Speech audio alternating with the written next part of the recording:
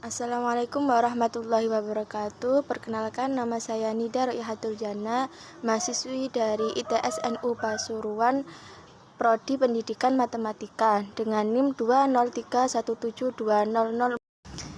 Dalam video ini saya akan membahas tentang kerukunan umat beragama. Untuk memenuhi tugas PAI dari Bapak Muhammad Mukhlis MPD. Baik, langsung saja saya akan menjelaskan tentang kerukunan umat beragama. Dalam kerukunan umat beragama ada pokok-pokok pembahasannya. Pokok pembahasan dalam kerukunan umat beragama ada pengertian, ada teologi kerukunan umat beragama, macam-macam kerukunan umat beragama di Indonesia, perlunya kerukunan hidup beragama, ukhuwah Islamiyah dan ukhuwah Insaniyah. Pengertian dari kerukunan umat beragama yaitu rukun dari bahasa Arab yaitu ruknun yang artinya asas-asas atau dasar, seperti rukun Islam. Rukun dalam arti adjektiva adalah baik atau damai. Kerukunan hidup beragama artinya hidup dalam suasana damai, tidak bertengkar walaupun berbeda agama. Kerukunan dalam Islam diberi istilah tasamuh atau toleransi, sehingga yang dimaksud dengan toleransi ialah kerukunan sosial kemasyarakatan, bukan dalam bidang akidah Islamiyah atau keimanan, karena akidah telah digariskan secara jelas dan tegas di dalam Al-Quran dan Al-Hadis. Dalam bidang akidah atau keimanan, seorang muslim hendaknya meyakini bahwa Islam adalah satu-satunya agama dan keyakinan yang dianutnya sesuai dengan firman Allah Subhanahu wa taala dalam surat Al-Kafirun ayat 1-6 sebagai berikut, yang artinya, katakanlah hai orang-orang kafir, aku tidak menyembah apa yang kamu sembah, dan tidak pula kamu menyembah Tuhan yang aku sembah, dan aku bukan penyembah apa yang bisa kamu sembah, dan kamu bukanlah penyembah Tuhan yang aku sembah. Bagimu agamamu dan bagiku agamaku. Trilogi kerukunan umat beragama, yaitu kerukunan inter umat beragama, kerukunan antar umat beragama, kerukunan antar umat beragama dengan pemerintah. Kerukunan inter umat beragama berarti adanya kesepahaman dan kesatuan untuk melakukan amalan dan ajaran agama yang dipeluk dengan menghormati adanya perbedaan yang masih ditolerir. Misal, dalam Islam ada NU, Muhammadiyah, dan seterusnya. Dalam Protestan ada GBI, ada Parekosta, dan lain-lain. Dalam Katolik ada Roma dan Ortodoks. Hendaknya dalam inter masing-masing agama tercipta suatu kerukunan dan kebersatuan dalam masing-masing agama.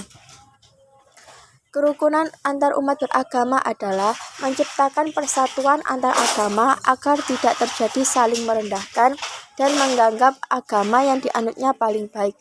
Ini perlu dilakukan untuk menghindari terbentuknya fanatisme ekstrim yang membahayakan keamanan dan ketertiban umum. Bentuk nyata yang bisa dilakukan adalah dengan adanya dialog antar umat beragama yang di dalamnya bukan membahas perbedaan, akan tetapi memperbincangkan kerukunan dan perdamaian hidup dalam bermasyarakat.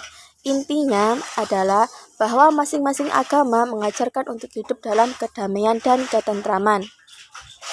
Kerukunan umat beragama dengan pemerintah maksudnya adalah dalam hidup beragama, masyarakat tidak lepas dari adanya aturan pemerintah setempat yang mengatur tentang kehidupan bermasyarakat.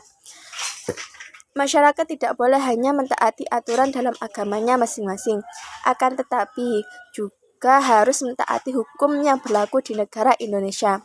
Bahwasanya Indonesia itu bukan negara agama, tetapi negara bagi orang yang beragama.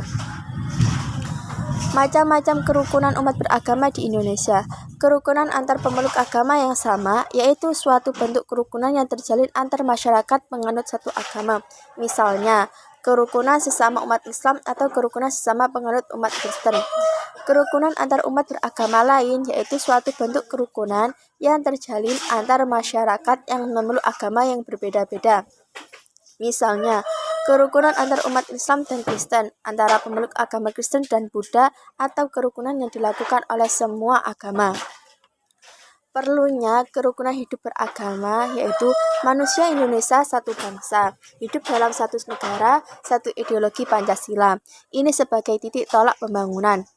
Perbedaan suku, adat, dan agama saling memperkokoh kesatuan. Kerukunan menjamin stabilitas sosial sebagai syarat mutlak pembangunan. Kerukunan dapat dikerahkan dan dimanfaatkan untuk kelancaran pembangunan. Ketidakrukunan menimbulkan bentrok dan perang agama, mengancam kelangsungan hidup bangsa dan negara. Ukhuwah Islamiyah dan Ukhuwah Insaniyah. Ukhuwah Islamiyah yaitu dalam surat Al-Quran 1. Sesama orang beriman adalah bersaudara, yang tertulis dalam surat Al-Hujurat ayat 10. Yang kedua, sesama orang beriman dilarang saling bermusuhan, yang terdapat dalam surat Ali Imran ayat 103. Yang ketiga, berlaku sopan santun terhadap sesama orang beriman, yang terdapat dalam surat Al-Hijr ayat 88. Yang keempat, berlaku lemah lembut terhadap orang beriman dan suka bermusyawarah, terdapat dalam surat Al-Imran ayat 159.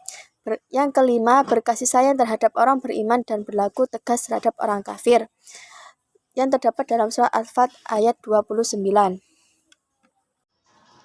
Contoh ukhuwah insaniyah terdapat dalam cerita Nabi Muhammad SAW, yaitu pada di peperangan Uhud Nabi SAW terluka pada muka dan tanggal beberapa giginya.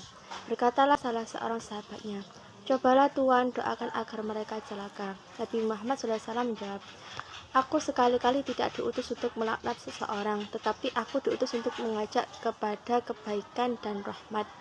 Lalu beliau mengangkat tangannya kepada Allah yang Maha Mulia dan berdoa, "Wahai Tuhanku, ampunilah kaumku, sesungguhnya mereka orang yang tidak mengetahui." Sekian dari video saya, semoga bermanfaat untuk ilmunya. Wassalamualaikum warahmatullahi wabarakatuh.